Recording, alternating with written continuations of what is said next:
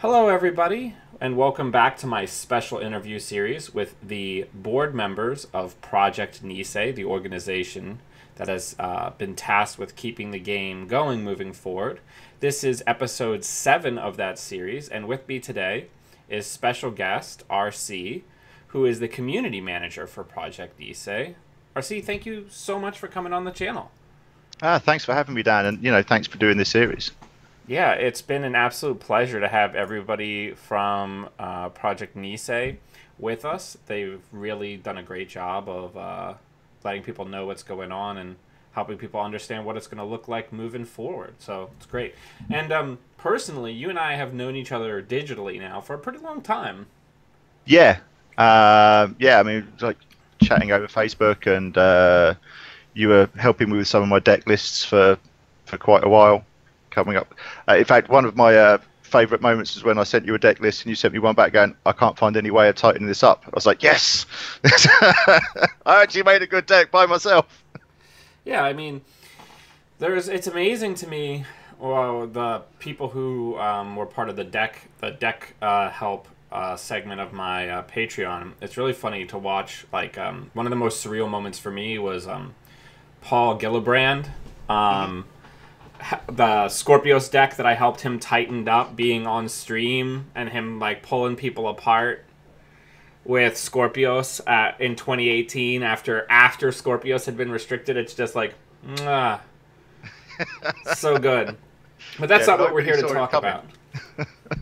I'm so excited that you're here because I feel like your role as community manager, you're probably the person who's going to be engaging the community the most frequently out of anyone on the NISEI board. Right? Well, yeah, that's my job. I am I suppose, the face of NISEI. So when it comes to keeping the community up to date with what's going on, writing the articles, making sure that everyone is as up to date as we can make it. That's what my job is. So yeah. So before we dive into kind of the nuts and bolts of exactly what being the community manager entails, let's talk a little bit about how you came to play this game and how it came to be such a big part of your life. Talk to me a little bit about your Netrunner story. When did you start playing?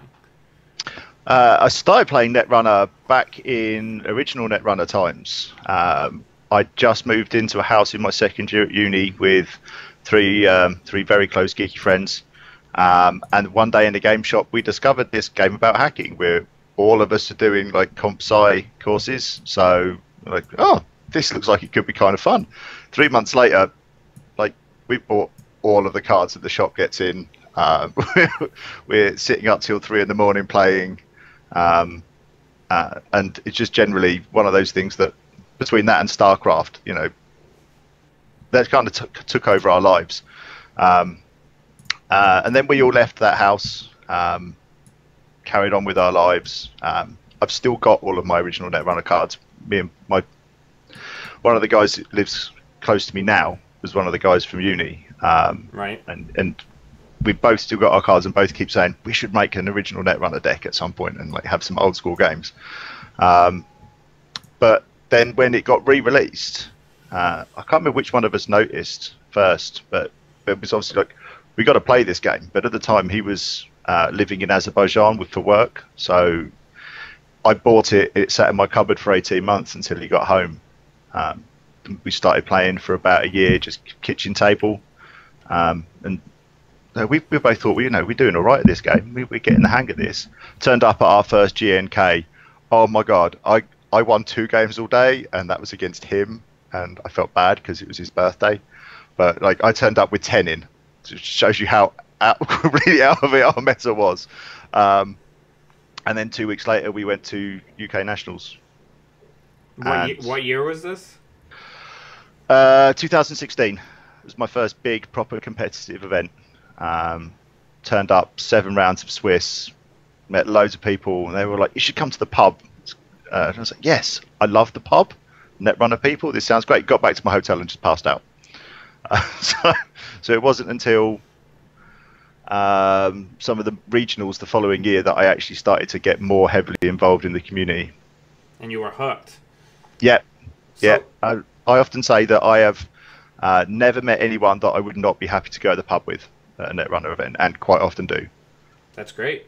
So, obviously you're coming at it a little bit different than some of the other board members because you're one of the people who played original Netrunner.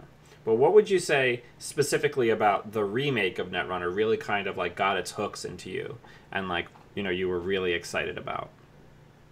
The factions, like the fact that there wasn't a best deck because you couldn't have all of the best cards in the same deck. So that was a nice big change for me coming from original. So I had to like properly think, like, okay, I've got an idea for a deck. Actually, where does it fit? Like, sure. Whose color pie is this best working? Can I be out of the box and splice it in somewhere else? I don't know. But yeah, it's a puzzle. I like the puzzle that comes with it. Because the old game was just two untyped factions, Corp and Runner, but you could combine them however you wanted. Similar to some other card games where there's no like faction. But yeah, there's definitely more thought that goes into building decks with the influence system. Yeah, you're not just what are my best cards. So like back in the day playing, okay, I want a kill deck or I want this kind of deck. Well, it doesn't matter. Like you've got a core 20 or 30 cards that are your best cards that you've got from your draft, from your booster packs, and then there's just okay. Well, now I'll add the kill pieces to that. So you've always got you always tend to be running with the same eyes, the same assets, right, etc. Okay. So you came into the competitive scene a little bit later. Mm-hmm. Is there any notable like tournament wins or big community events or things that people would already know you for? Oh God, no! I have won one GNK in my entire life, and that's where I turned up with Nexus Kate and Russian NEH, and nobody who was there had been to nationals, and I didn't lose a game all day, and that's the only thing I've ever won. So I like to play competitive, but I'm a mid-table player. I sit down in the fun zone. Yeah, we call that the jank tank over here. Yeah. But yeah, all right. So if you had to pick a favorite Corp card and a favorite Runner card, what would you pick, and why are those your favorites? Favorite Runner card. My favorite Runner card is probably, it's a very bad for the game card, but medium just goes so nicely with so many other cards. Yeah. One of my favorite things that I've ever done was I started a turn with I think 3 medium counters, and then I made a run on R&D, then I played Demolition Run, then I played Maker's Eye, and then I played Showing Off, and I saw 2/3 of their deck. It's really good. And I still didn't win. Oh, that'll happen sometimes. Yeah, all of the agendas were in his hand. Yeah. So I almost got a medium tattoo back in like 2016. So I'm really glad that I didn't, considering we lost that card. You just had a little in memoriam. Because I've always really enjoyed that art. Yeah, it's a really nice piece of art, but it was just an oppressive card. Like when people are referring to runners as medium delivery methods, you know that the game's gone a bit wonky. Yeah, I mean, I had access to R&D interface as a shaper, and medium was just strictly better. Yes, yeah, exactly. There was no reason to run RDI out of shaper unless you were either stuck on MU or stuck on influence, or both. Right. There's nothing to stop you doing medium and RDI and a Maker's Eye on the same run. Yeah. So, what about Corp cards? Corp cards. My favourite Corp card is the 10 in ID, because I really like that ID. It's not particularly powerful, but I like making decks where you every turn you fork the runner. So it's like, well, you could run, but you're probably going to hit something spiky and nasty, or you could not run and give me an advancement counter. Seems right. So I guess my favourite non-ID would be Mushin Noshin. Ugh. Because shuffling up 3 cards in your hand, putting one down, putting some advancement counters on it, and going, "Go on, run." Neither of us know what it is. Have a look. No, RC, you're dead to me. I hate that card so much. And like literally every time somebody motions a card, I'm just like, great. Let me just flip a coin to decide if I'm going to run it. Yeah, that's why I shuffle and don't look. Because that way you can't get any clues from my facial expressions. Well, that's like the old RP shell game deck where you literally just shuffle 3 cards and never advance them out, and you're like, could be anything. Yep, exactly. Who knows? Who knows? Could be anything. So let's get into kind of the nuts and bolts. Talk to me a little bit about what your board position means as far as Nisei's operations going forward. Okay, so in the community team, we have quite a if you don't count playtesters, I think we're probably the biggest team because we're covering web development. So the new Nisei site falls under us, Sure. as will Netrunner DB. Now that's been transferred over. At the end of an era. Yeah. Alciende has been the steward of that site since like 2013. Yeah, and he did some amazing work on it, but if his heart's not in the place now, he doesn't then, play. Yeah, exactly. So yeah, we'll look after it and carry on that legacy. We've also so all of the content for the website, and in fact all of our articles, generally comes from the community team. We've got a translation team that we're in the middle of setting up, which is absolutely huge already, because our aim is to translate everything into as many languages as possible as we go along. So ideally my articles will be drop on Friday, and they will drop in as many languages as we can get them. So doesn't matter where you're from, we want to serve new content. And it's the same with all the cards and the rules and everything like that. As many languages as possible. Got to include as many people as we can. Oh God, I know I'm probably forgetting someone. Oh, and yeah, connections with the communities. So I have a moderation coordinator and a content provider coordinator who are basically, between the two of them, make sure that all of the community moderation teams have as much help as we can give them. Sure. And the content providers, will give you access to whatever it is you need to keep doing what you're doing so well. Nice. I like it.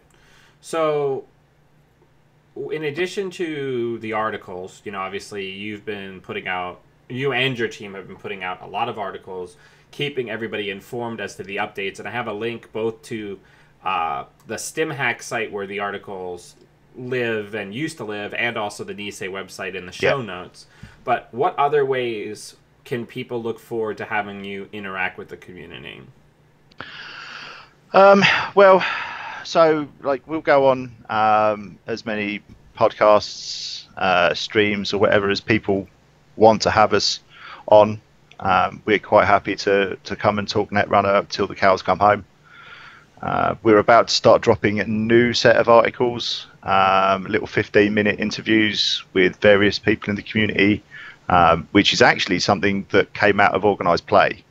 So Vesper, the OP regional coordinator for Europe, just started talking to people who are running tournaments and events or attending them, and I said, can I have these for the site? He was sending them out in a mail blast to European TOs, and I was like, no mate, this content's good, we should be putting this on the site. So he'll be dropping them from next Wednesday onwards. That's awesome. One of the things that we were talking about was having so obviously we want guest content providers. So if anyone's got an idea for an article and you want it published, send it our way. But we're trying to get kind of like a roving reporter podcast thing idea. So we're kind of knocking this idea around at the moment. So people go to an event, they might be the only NISEI rep there. Fine, have a chat with some people who are running it. Come back either with some audio or an article, and we'll publish it. This is a fantastic game. We've got a fantastic community running fantastic events.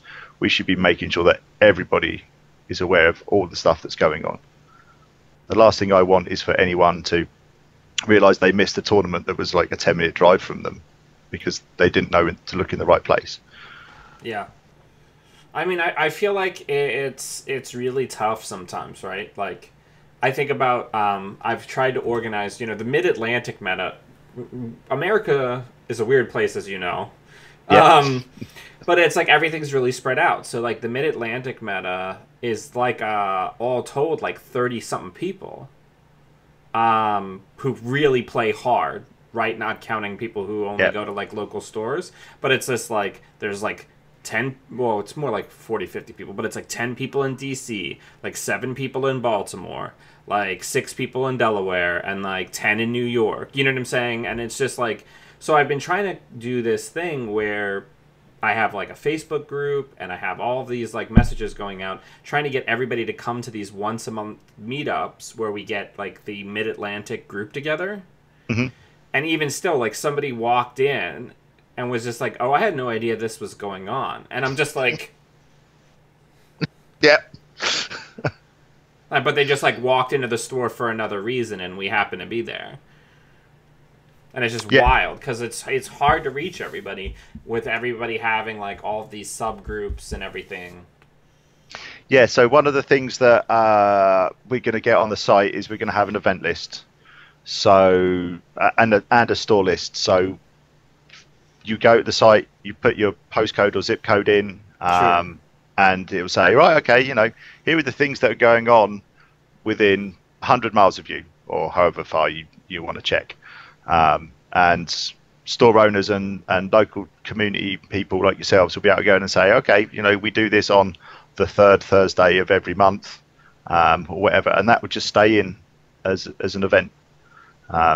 So we're going to like try and do our best to just be like one central point where everything can be listed, and we're going to do one of the things that I was really hyped about when Alice first mentioned it was a store list, because there is no real place where everywhere that runs events gets listed.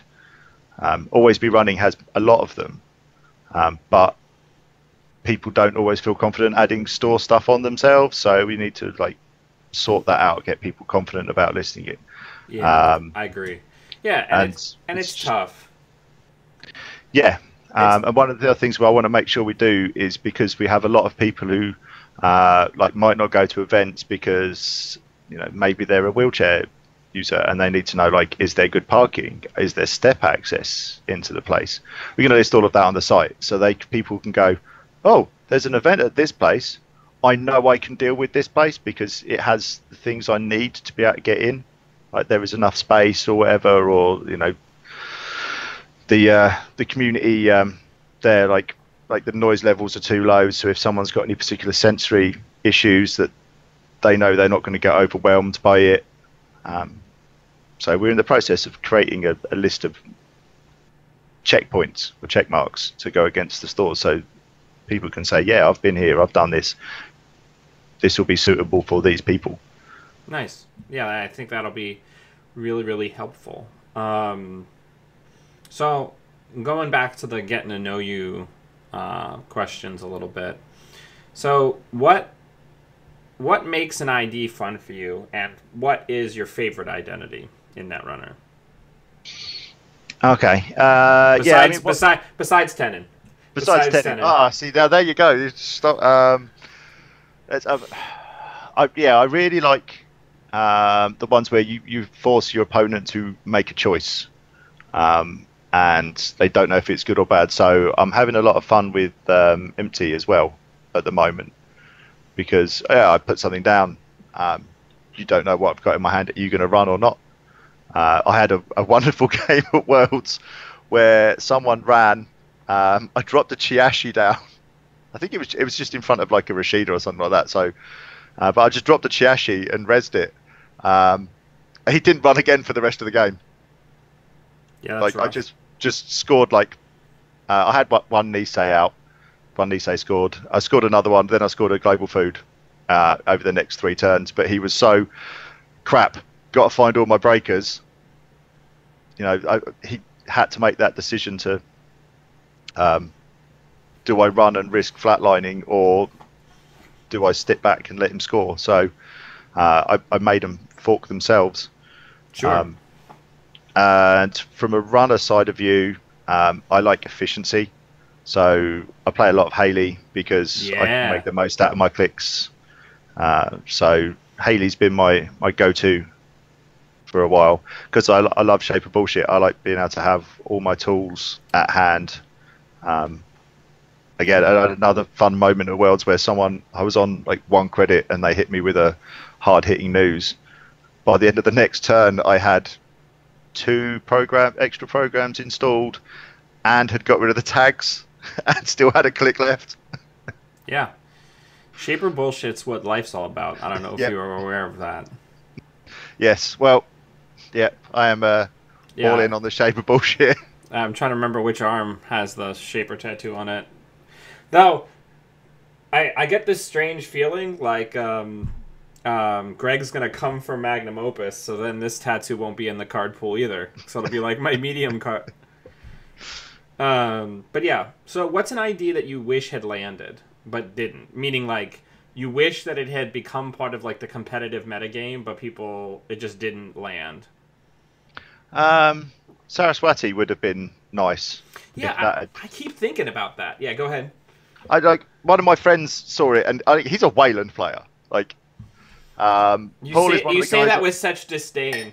No, it's me and him have been. He's one of the guys I played original Netrunner with. So me and him have been playing together now for like 2 or 3 years, 3.5 years, something like that. I have seen him play a non-Wayland deck twice before that ID came out. He was like, he was trying to make Blue Sun be good after all the good stuff rotated. He was like, no, I'm all in on Wayland. So even when they're at their worst, he was still playing Wayland. And yet now Wayland are in a good place. And he won't play them.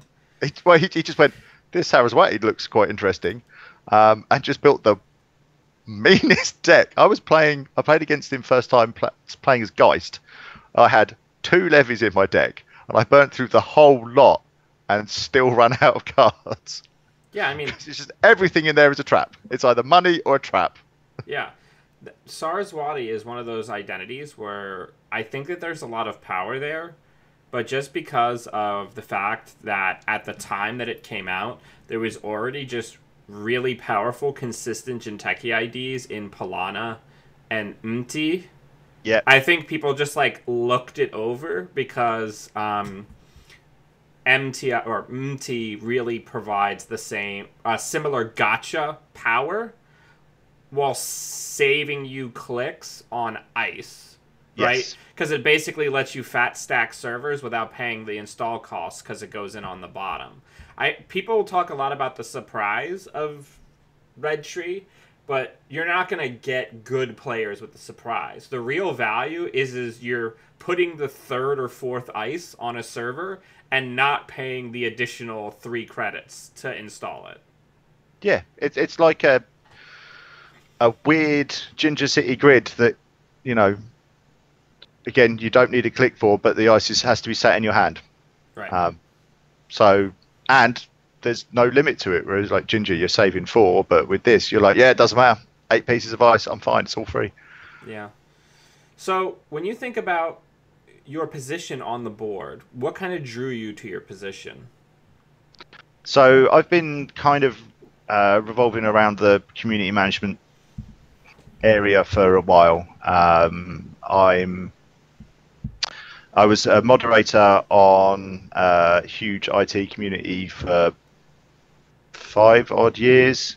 I've been doing various forms of community engagement stuff with them, mostly through like speaking at conferences or something like that, but also some article writing. So, that's where I figured that's where I had the best ability to help out and do something with. And then when they sent me, the selection committee sent me the second round of follow-up questions, it was all about how do you envisage like the NISEI website looking? And I'd been thinking about stuff in that regard for about 6 months before then anyway. Like, how would I did, like, if I was a TO, how would I like this to work? As a player, how can I make this easier for me and without putting extra stress on the TO?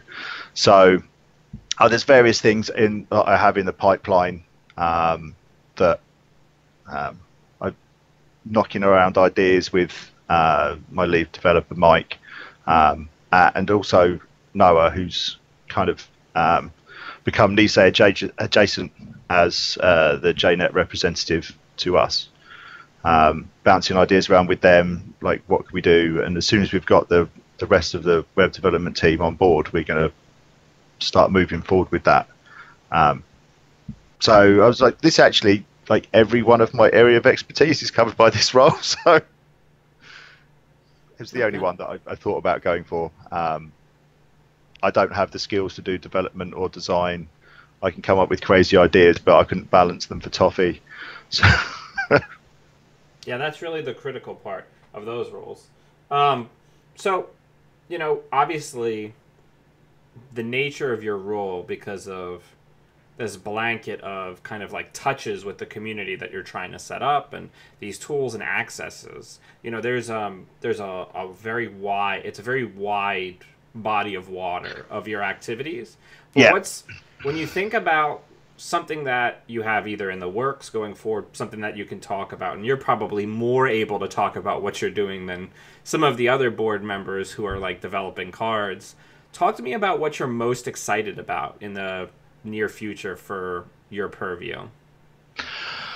I'm kind of most excited about some of the IT related stuff that I've been talking about. So one of the things that I want to do is I want to make it better for all the people that make cool stuff. So this all span out of a conversation with Noah about back-end database for card storage, because we were talking about, okay, so, you know, you've got what they refer to as the Oracle text, which is, here is the latest version of the text, not necessarily the one that's printed on the card, but, you know, the one with all of the errata in.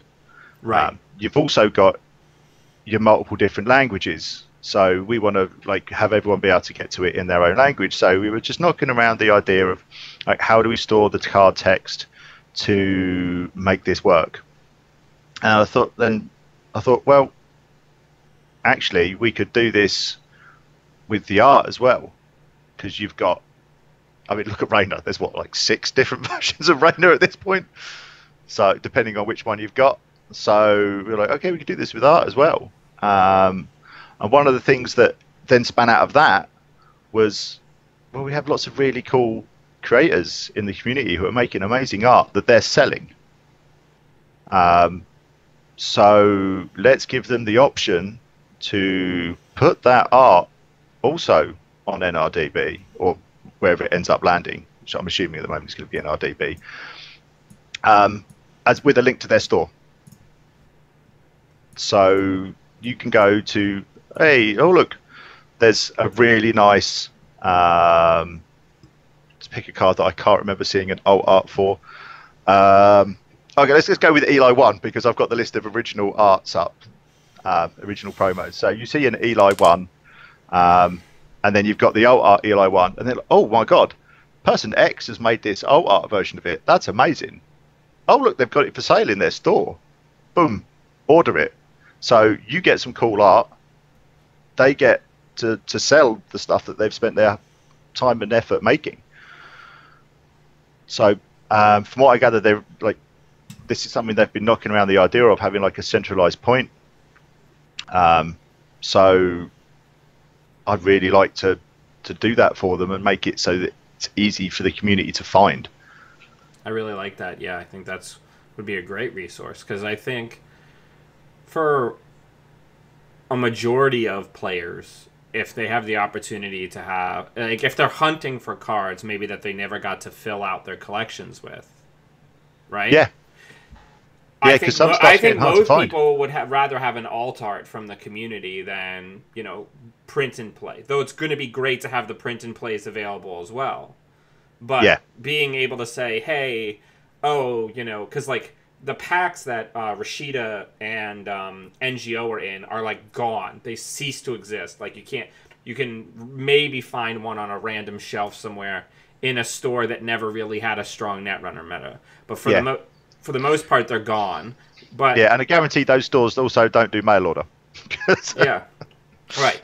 So for people who are trying to complete their collections with meta necessary cards, being able to say, oh, instead of printing out the original art, I could get, because there's like all those really cool, like there was those abstract NGOs, celebrity gifts, and Rashida's that I forget what fan artist made, and I'm gonna kick myself.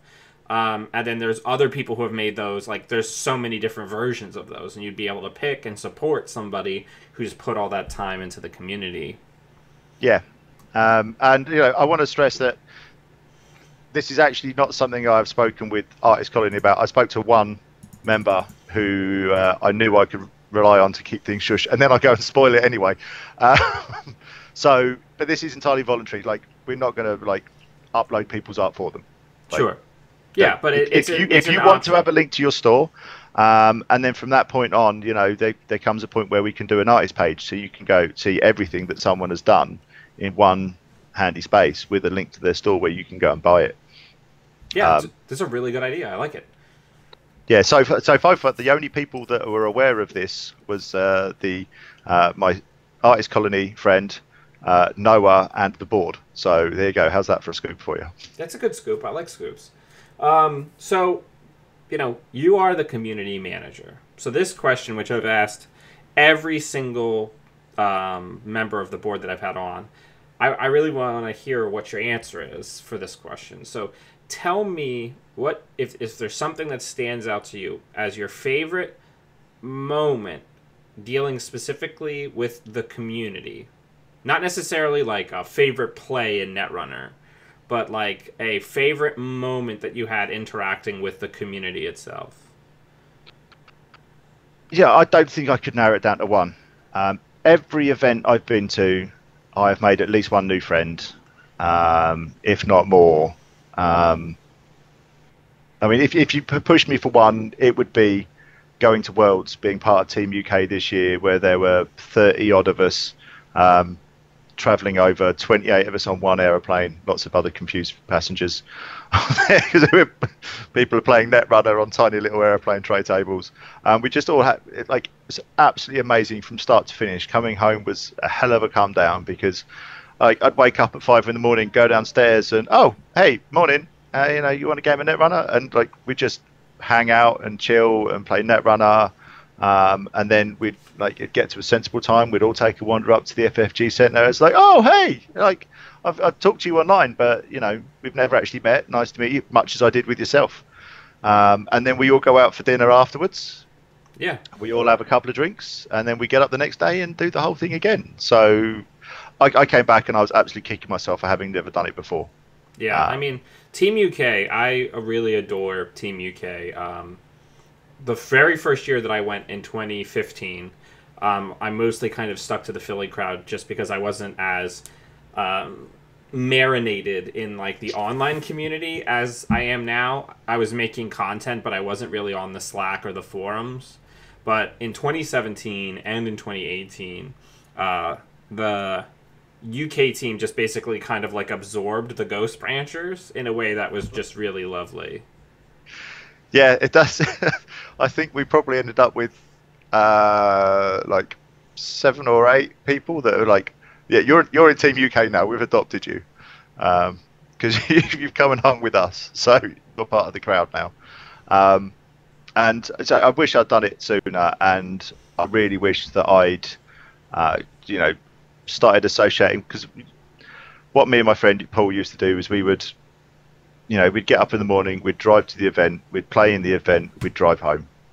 And we did that for a year, and I wish that we'd hung around more so I could have got to know some of these people all the sooner. Because, as I said, every single person that I've met has been like, yeah, I'll totally go to the pub. And we'll hang out and like get some food and then yeah, great. Like I think it was the Brighton regional or store champs last year. I went down, started playing against a guy called David. I think we played in like the second round, and then after it finished, we went and sat in the pub, just me and him, and we just chatted for like 4 hours. And then we realised we were on the same train home, so we sat and played netball on the train on the way home. And he's now a really close friend, and that's not something that I ever found playing any of the other games that I've played. Yeah, I mean, absolutely, 100%. I mean, I think about same thing with events, but also just like the way people are approachable in the community, where it's a competitive, nerdy thing, is just really incredible. Because I think about like I'll give the example of like Dave Saya, Rotage, as he is more commonly known. He saw me playing a deck similar to the CI deck that he had been playing back in the day, like the Brainstorm style CI. And like I'm streaming and my phone blips because he hit me up on Slack and he's just like, hey, like I've got some thoughts about that if you want to chat. And like him and I just started like chatting a lot while we were working on the same type of deck and like checking in with each other and like, hey, well, I'm doing this, I'm doing that. And like I have like 1,000 versions of that story where it's just like, hey, Dyer, I'm working on this, or hey, Dan D, I'm working on this, can you take a look? And it's just like the approachability of people in this game is just like unreal.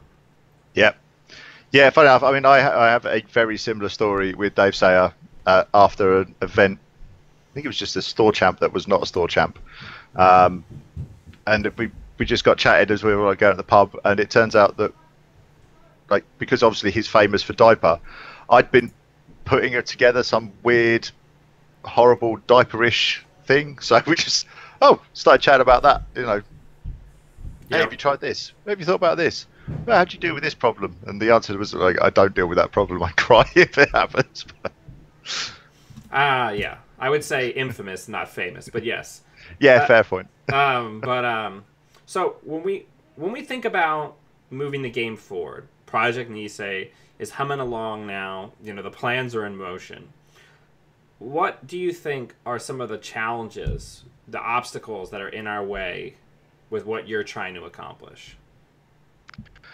So, I mean, our biggest problem at the moment is the lack of events happening in Q4 this year. So we're not expecting to get the GNK for Q1 next year out to people till middle of December, maybe early December if postage works really well. So during that lull, there's a real danger of people slipping away. The kind of people that, in fact, like I used to be, you'd see them at events, but they're not on Slack. They don't necessarily hang out in the Facebook groups. So these are the kind of people that we could very easily lose while there's not stuff going on. Sure. Now, I mean, thankfully, there seems to be a fair few stores in the UK, at least, that are like, well, we've got all of these promos that are left over from the last 4 years of Netrunner. Let's run some events, just like giving away the last of those. So that's in some places providing a nice little stopgap. But sure. If people aren't playing, we can lose them. Once the new rotate MWL hits, and the new Q1 kit cut is out and in stores and in people's hands and people are playing, we can keep the momentum going at that point. But we just don't want to lose the momentum now. Yeah, I mean, Worlds was a fantastic point because there were so many people playing. Like JNet was always busy. Everyone was always chatting about this. The UK Slack was just off the scale with chat about what was going on, and we just can't lose that momentum. This is why pretty much one of the first things Austin did when he got selected for OP manager was to order or commission the art for the 2 cards in the kit, because he knew that there was no way we could go 2 quarters without something. Yeah, absolutely. I think so. You know, we got to get over this hump. If you had to give advice to people in local areas who are trying to maintain their community, can you go over a couple of tips, ways that the community can help you face the challenge of this kind of quiet quarter that we're going to have going into the end of the year? Yeah, so I mean, the first thing is, don't stop playing yourself. If you stop playing, you can easily get into the point where, I haven't played for 3 months, or I don't feel like going to the store champs when I've not been practicing. So don't let yourself slip away. But also, like, the people that you've met at these local events, reach up to them and be like, hey, do you want to have like some pub runner? Sure. We don't have to go into the shop. We can just go and play in a pub or in a Starbucks or whatever. Just keep playing, keep being public with it. Like, reach out to those people that you think might be at risk of slipping away. Hit up the store to see if they've got any spare promos, and just be like, look, we'll give you £3 each to use some tables for the night. You use up your old promos, everyone's happy. Come up with weird tournaments. So obviously we haven't dropped our Eternal MWL yet. So at the moment, it really is a Wild West. You could build some utter craziness in Eternal. Give it a go. Have an Eternal night with your local meta. Just see what craziness you can do. Yeah, I'm working on something that unfortunately would only work really effectively in online format. But I'm working on something called Divide and Conquer. Okay. The idea being that you prepare 4 runners and 4 corps. The runners can be any distinct factions that you choose, including mini factions. Mm-hmm. And you have to build 1 deck for all 4 corps. And whenever a deck loses, you can't play it anymore. Oh, okay. And then eventually the last person left with a deck wins the tournament. I like it. So the idea being that if the corp doesn't win, that corporation collapses, right? If the runner doesn't win, they end up in jail or on the run from whoever hired them, or if they get flatlined, they're obviously dead. Yeah. But if they don't make the 7 agenda points, they're either in jail or on the run from whoever hired them, Yeah. So I like it. I'd be interested to hear how that goes. And then you would do randomized picks. So like if you have first pick and you pick Scorpios, then I don't pick Max. I pick my Shaper instead, or my Criminal, right? Yeah. Very wise choice there. But right, so like I don't know, it's an idea I'm working around, but it was something that I'm gonna have to organize digitally, because it's not feasible unless you're me and you have like 2 copies of every pack and every big box. Most people cannot bring 4 corp decks to bear. No, I would struggle. I could manage the 4 copies of Hedge Fund, but that's about it. Yeah, but yeah. So, what card would you bring back from rotation and why? We've had some similarities across the board in this question, but pick one card that you would bring back from rotation. It doesn't have to be a card that you think it would be good for the game. Speak from your heart, RC. So the card that I would absolutely love to see back is one that I did not get enough use out of, and that's Edge of Worlds. Oh, jeez. That's a wild tenon card, that's for sure.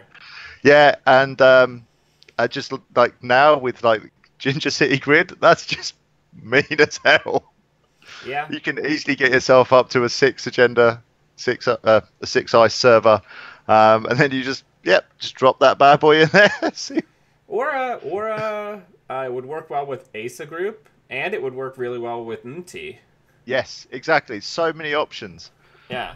that tea. Hey, let's just add another brain damage here. Have an extra vanilla, so Yep. we can have.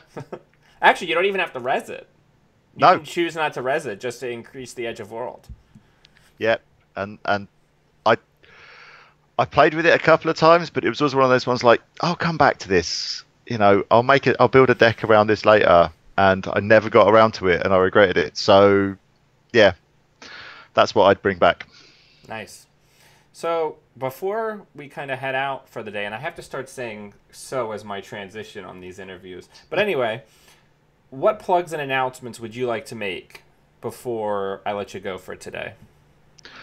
Well, let's face it, we dropped pretty much everything last week. You left it all on the field. Yeah, there's 7 days of announcements. Everything came out. So I'll just say, 10 days time, we will have. Is it 10th? Yeah, it's the 14th. We said. So that's the new MWL, the new core stuff is going to be announced. The new core list for System Core 2019.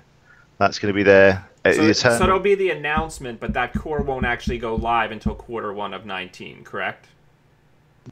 21st of December is the day it will be live at NISEI run events. Sure. There's nothing to stop people playing with it early if they want. And to be honest, I will switch pretty much immediately because otherwise you're testing in something that's not going to be around for much longer. Sure. So not long now until that goes. I'm just excited to have Oversight AI back because that was a spoiler. Yes, so we were doing a snake draft. One of the first things we started doing after it wasn't even the final version, so there was a version that Greg had put out for testing and for discussion, and we decided to run a snake draft on it. Sure. And I somehow ended up with a hard-hitting news Oversight II Blue Sun deck. When you always have money for hard-hitting news. Exactly. It was completely by accident. My first pick was hard-hitting news, and then I was like, I could go down like the MBN route, and then Zach snaffled something I wanted, so I was like, okay, fine. Well, I guess I'll go for some big money cards and stuff like. And it just ended up that I was playing Blue Sun. I haven't tested it yet actually, because just after we finished doing the draft, I went on holiday, and then we've had all these articles drop in. So I'm hoping to get one of the games in today, just to see how it goes. But yeah, Blue Sun was not something I ever really played with before. So I get to test the system core and learn how not to play Blue Sun at the same time. Yeah, I mean, I know that my big plan, once the announcement happens, is ahead of its actual legality, right at the announcement, I'm going to try to do a stream. I might invite Greg or whoever I can grab off of the board who wants to play, and do an evening stream digging into the core. Do 2 streams, one for Corp, one for Runner, digging into the new core set. Oh, okay. Yeah, nice. Yeah, just so people are familiar with it, do some deck builds and other things. You know what I mean? Yeah. Yeah. I mean, one of the things that we really wanted to try and get doing was to get some of you guys out there that do the JNet videos, like sneak you a copy of the list and have you do a couple of core set games against each other.